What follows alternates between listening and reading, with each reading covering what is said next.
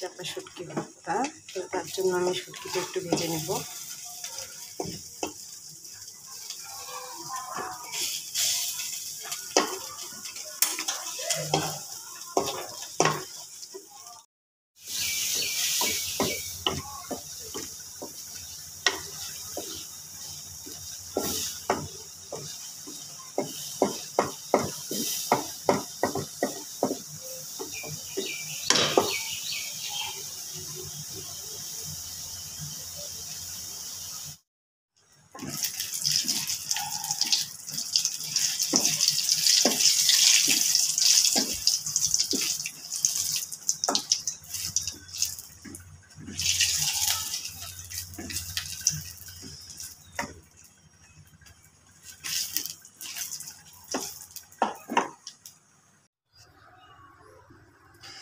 এখানে আমি নিয়েছি শুটকিটা একটু তেলে ভেজে নিলাম।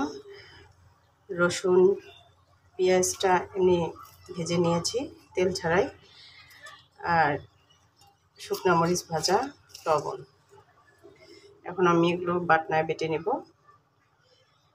আমার চাপা শুটকি ভর্তা।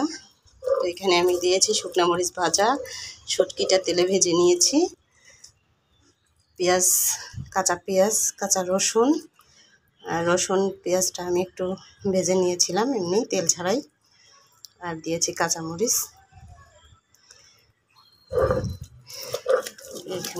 বেটে নিলাম। চাপা শুটকি ভর্তা